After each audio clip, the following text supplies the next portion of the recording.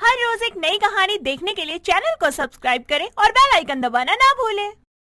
सुहानी सुबह अपने घर का कूड़ा लेकर तेजी से कचरा पेटी में डालने ही जा रही होती है कि तभी उसकी पड़ोस में रहने वाली रितिका उसे टोकते हुए कहती है, अरे अरे आराम से सुहानी बहन, कहीं लड़खड़ा कर गिर ना पड़ो। रितिका, सांस लेने की फुर्सत नहीं है तो आराम कैसे करूं? एक तो सुबह सुबह इनके जाने के चक्कर में ना इतनी हड़बड़ी में काम करती हूँ कि पूछो ही मत। विवान जी चले गए क्या? तभी आज मुझे दीदार नहीं हुआ। क्या नहीं हुआ? वो मैं कह रही थी, अभी तो ढंग से सवेरा भी नहीं हुआ और विवान जी ऑफिस के लिए निकल गए। जल्दी कहाँ, बल्कि लेट ही हो गए। नाश्ता समय पर बना नहीं था। हाय दैया, मैं तो कुकर में ढक्कन लगाना ही भूल गई। रितिका, जरा ये कूड़ा फेंक देना। इतना कहकर वो तेजी में रितिका के हाथों में डस्टबिन पकड़ाकर भागते हुए घर को चली जाती है। रितिका उस डस्टबिन को नीचे रखकर अपने हाथों को साफ करते हुए कहती है, बताओ, जिसके दीदार के लिए गली में निकली वो तो पहले ही निकल गया और उसकी जगह सुबह सुबह इस कचरे के दर्शन हो गए। आखिर ऐसा क्या करूं कि उन्हें मैं रोज देख पाऊं, वो भी करीब से। रितिका सुहानी की पड़ोसन थी। दोनों एक दूसरे को काफी समय से जानते थे। रितिका अकेले ही रहा करती थी, जबकि सुहानी अपने पति और सास के साथ ठीक उसके सामने वाले घर में ही रहती थी। रितिका को हमेशा से ही विवान बहुत पसंद था, जिसे देखने के लिए वो रोज सुबह गली में निकला करती ताकि ऑफिस जाते हुए उसे एक बार देख सके। इस बात से बेखबर सुहानी अपने घर के ना खत्म होने और थकाने वाले कामों से परेशान थी।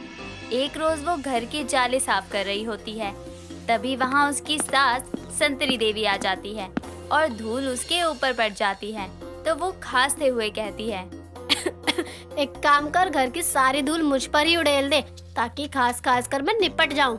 हाँ, तो थोड़ा आगे पीछे देख कर चलो ना। अभी क्या आपके चक्कर में काम ना करूँ मैं? हाँ, काम करने के आड़ में मेरा ही काम तमाम करने में तुली हुई है तू, और आधे घंटे से जाली साफ कर रही है। अरे थोड़ा हाथ जल्दी चला ले। सासू माँ, कितनी भी जल्दी हाथ चला लूं, इतना बड़ा घर है, अकेले काम होता नहीं है मुझसे। अरे एक नौकरानी रख लो ना, उसकी पेमेंट मैं दे दूंगी। दोनों की बातें चल ही रही होती हैं कि तभी रितिका वहाँ डस्टबिन लिए आ जाती है और दोनों के बीच में आते हुए कहती है, सुहानी, ये तुम्हारा डस्टबिन उस दिन तुम ले जाना ही भूल गई थी ना? अरे हाँ, मुझे याद ही नहीं रहा, लाओ। अरे रितिका बेटी, तेरी नजर में कोई नौकरानी है क्या?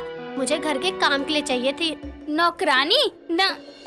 एक मिनट, अगर मैं ही यहाँ काम कर लूँ तो इसी बहाने विवान के करीब भी रह पाऊंगी। नौकरानी तो नहीं, लेकिन अगर आपकी इजाजत हो तो एक सलाह दूं। सलाह? कैसी सलाह? देखो, वैसे मैं घर पर बैठी यूं ही बोर होती रहती हूँ और आपको काम के लिए किसी की जरूरत है, तो किसी अनजान नौकरानी पर पैसा खर्च करने से अच्छा है कि आप मुझे ही काम पर रख लो।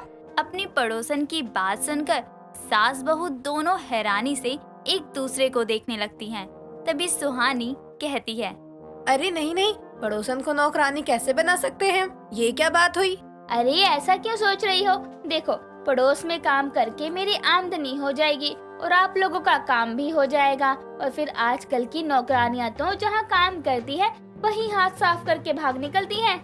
वैसे कह तो सही रही है ये, और नौकरानी के नखरे भी तो बहुत होते हैं बहू। हाँ, तो क्या करे सासू माँ, पड़ोसन को नौकरानी बनने का सौभाग्य प्रदान कर दे क्या? कर ही देते हैं। जब इसको नौकरानी बनने में दिक्कत नहीं तो हमें बनाने में क्या दिक्कत है? कहीं भावनाओं में आकर पागलपंती तो नहीं कर रही ना मैं? नहीं नहीं, प्यार के लिए तो लोग पागल बन जाते हैं, मुझे तो बस पड़ोसन से नौकरानी बनना है। तो इस तरह दोनों सास बहू पड़ोसन की बात मान जाती हैं और पड़ोसन बन जाती है सुहानी के घर की नौकरानी। सुबह रितिका बढ़िया सी चाय बनाकर विवान को जगाने उसके कमरे में पहुंचती है। तभी विवान नहाकर बाथरूम से अपने बाल पोंछते हुए निकलता है और उसे देखकर मानो रितिका खो सी जाती है। तो रितिका को देखकर विवान टॉवेल से खुद को ढकते हुए कहता है, रितिका जी, आप चाय लेकर यहाँ, मैं आ ही रहा था बाहर। कोई बात नहीं, अब मैं चाय लेकर आऊं या आप लेने बाहर आए, बात तो एक ही है। लीजिए चाय। हाँ हाँ, टेबल पर रख दीजिए, मैं पी लूंगा। पक्का ना? मैंने बहुत प्यार से बनाई है।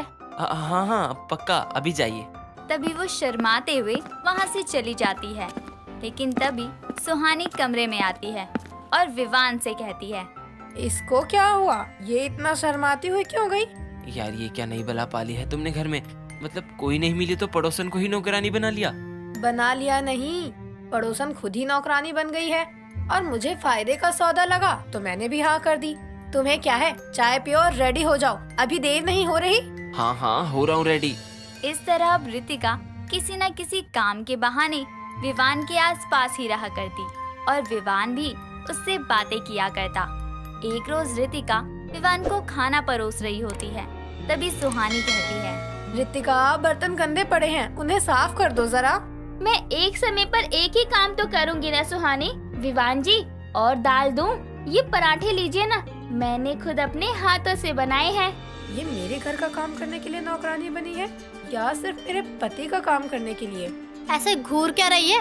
भूख लगी तो जाकर खा ले। नहीं, भूख नहीं है, आप ही खाओ। गुस्से में सुहानी कमरे में चली जाती है। एक रोज सुहानी थैला और पैसे लेकर रितिका को देते हुए कहती है, सुनो रितिका, मार्केट से सब्जी ले आओ, आलू, टमाटर, भिंडी, गाजर। 1 मिनट, अरे मुझे याद थोड़ी रहेगा, लिख कर दे दो। और फिर मैं अकेले सारी सब्जियां कैसे उठाऊंगी? कोई साथ भी तो होना चाहिए ना। एक काम अकेले नहीं कर सकती तो नौकरानी किस बात की? अरे सुहानी बाहर जा रहा हूँ, कुछ सामान चाहिए हो तो बता दो। हाँ वो, हाँ, मुझे बाजार ले चलिए, कुछ सब्जियां लानी है घर के लिए। लाओ सुहानी, थैला दो, मैं विवान जी के साथ ही चली जाऊंगी। अच्छा लेकिन अभी तो।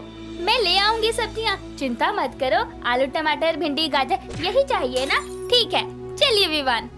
चलो। उसके ये तेवर सुहानी को खटकते हैं। तभी रितिका विवान की बाइक पर बैठकर उसके कंधे पर हाथ रखकर बाजार के लिए निकल जाती है। लेकिन अब सुहानी को अपनी पड़ोसन के इरादों पर शक सा होने लगा था और उसे अपने पति के करीब देखकर उसे बिल्कुल भी अच्छा नहीं लगता था। साथ ही इस बारे में वो अपनी सास से भी बात करती है। और अगले दिन ही जब रितिका रसोई में विवान के ख्यालों में खोई हुई बर्तन साफ कर रही थी, तभी सुहानी वहाँ आती है और उसे पैसे देते हुए कहती है, ये लो रितिका, तुम्हारा अब तक का हिसाब। अब से तुम्हें हमारे घर में नौकरानी बनकर रहने की कोई जरूरत नहीं है। क्यों? क्योंकि अब इस घर के काम के लिए मुझे कोई और मिल गई है। नहीं नहीं, मिल गया है।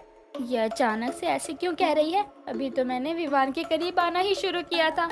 अच्छा, लेकिन वेकिन कुछ नहीं, तुमने अब तक का बहुत अच्छा काम किया और पड़ोसन से नौकरानी बनी। लेकिन सबकी अपनी अपनी जगह होती है और तुम पड़ोसन ही ठीक हो। और ये पकड़ो पैसे, और हाँ, इसके लिए मना मत करना। चलो अब। लेकिन सुहानी रितिका की बात ना सुनते हुए उसे किचन से हॉल में ले आती है और घर से बाहर जाने के लिए कह देती है। तभी रितिका की नजर विवान पर पड़ती है और वो वहीं रुक जाती है। तभी संतरी देवी उसे आगे करते हुए गेट से बाहर भेजकर गेट जोर से बंद कर देती है और बेचारी पड़ोसन रितिका सर पकड़कर वहीं दरवाजे के बाहर बैठ जाती है। दोस्तों, अगर आपको ये कहानी पसंद आई तो इसे लाइक करें, शेयर करें और कमेंट करके बताएं कि कहानी में आपको सबसे अच्छा क्या लगा।